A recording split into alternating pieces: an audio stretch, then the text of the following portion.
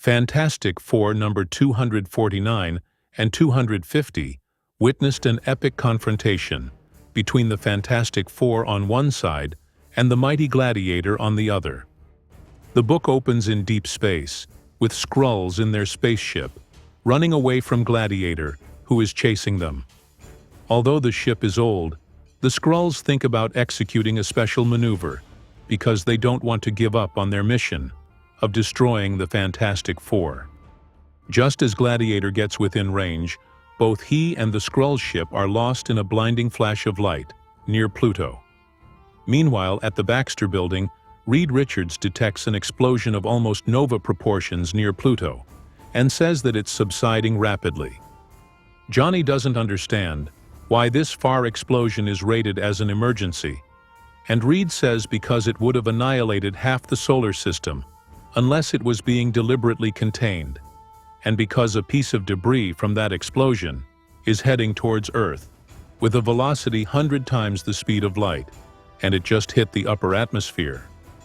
Meanwhile, Thing is stuck in a traffic jam on his way back to the Baxter Building when he witnesses the arrival of Gladiator, who lands on the cars and starts yelling, speaking an alien language.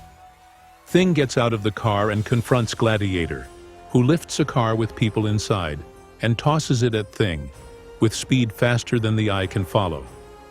Thing manages to catch the car and puts it down safely, but Gladiator attacks him and sends him crashing through the cars with a powerful punch.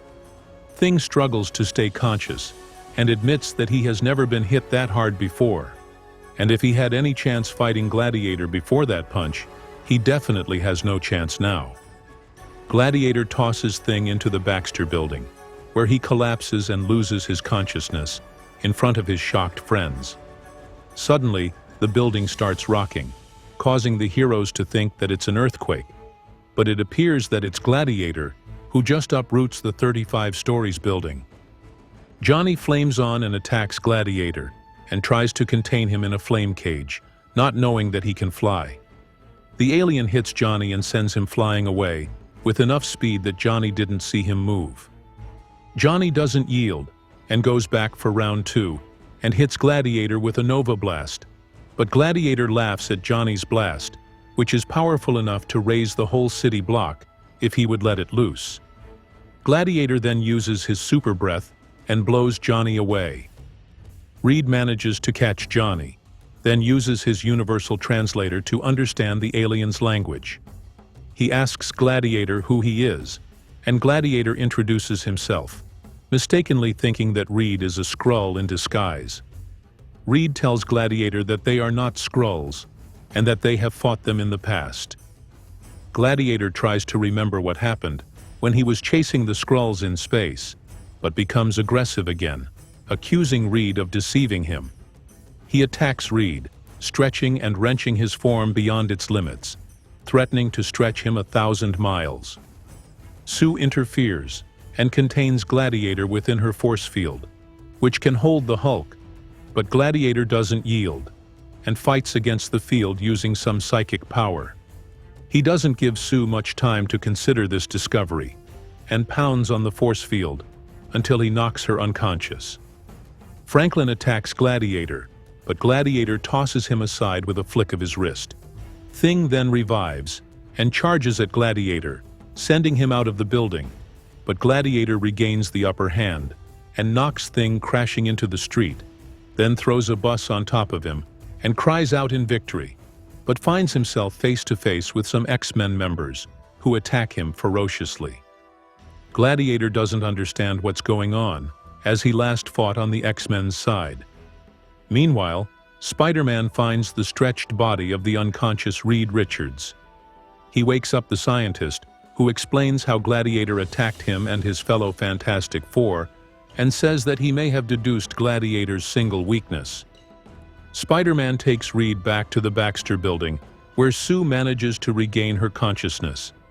She tells Reed how Gladiator fought against her force field, with some feedback that knocked her out, and says that it was a psychic pressure, more than a physical force. Meanwhile, at a nearby restaurant, Steve Rogers is having a date with his girlfriend Bernie Rosenthal, who is still getting used to the fact that Steve is secretly Captain America, when a piece of debris comes crashing through the window. Steve sees cars flying, forcing him to leave Bernie. He changes to Captain America and rushes to the site, where Gladiator is fighting the X-Men. Colossus tries to hit Gladiator with a boulder, but Gladiator shatters it to pieces with a punch. Storm, who can control the winds and shapes the solar winds, hits Gladiator with wavelengths that hurt him and sends him crashing into the ground. Storm tells Nightcrawler to stop Gladiator, but Nightcrawler tells her that he can't do that, because he's the weakest among them all.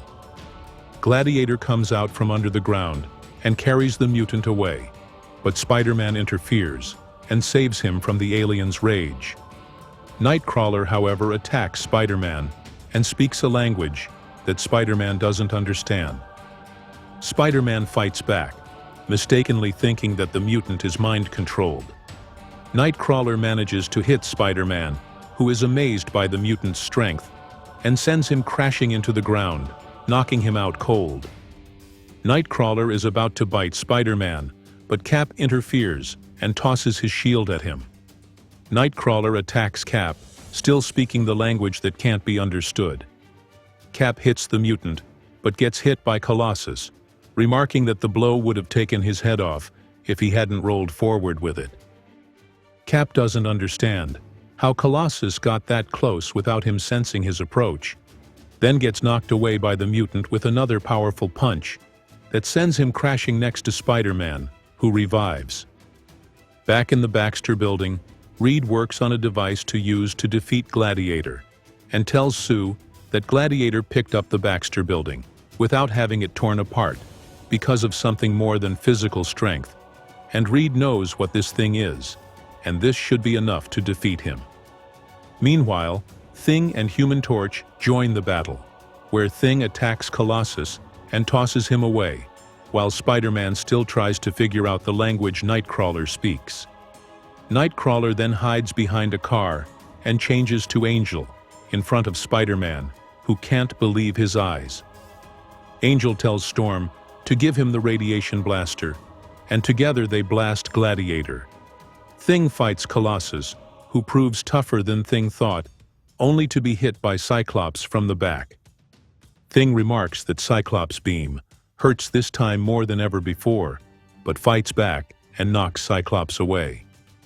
Human Torch blasts Angel, who manages to dodge the attack and tosses a sharp debris at Johnny, who dodges the chunk which hits Cyclops, who falls down dead and reverts back to his original form, revealing that these X-Men are Skrulls in disguise.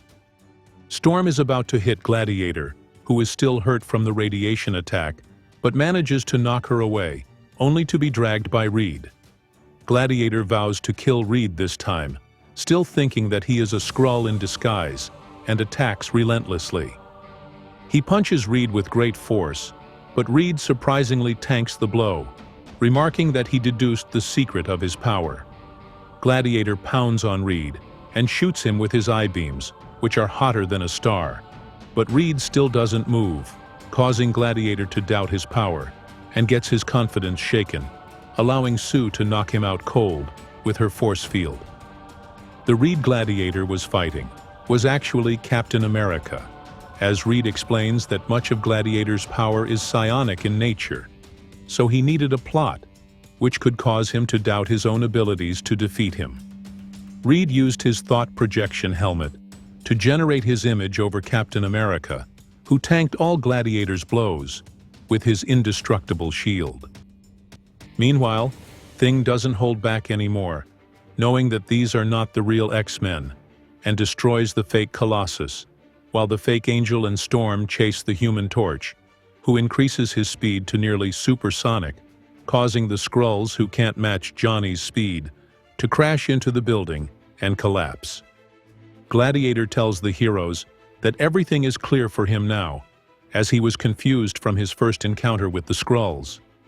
Cap says that his shield was inefficient against the fake Colossus because he was using some kind of energy field that Cap mistook to be his real strength.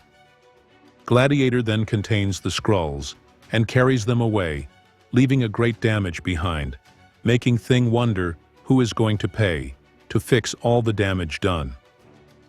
I like this epic fight, and I like John Byrne's art even more, because I consider him one of comics' greatest artists ever, as his work on Superman back in the day was absolutely spectacular. Hope you liked the video. Don't forget to subscribe, share, and like. Thanks for watching, and have a nice one.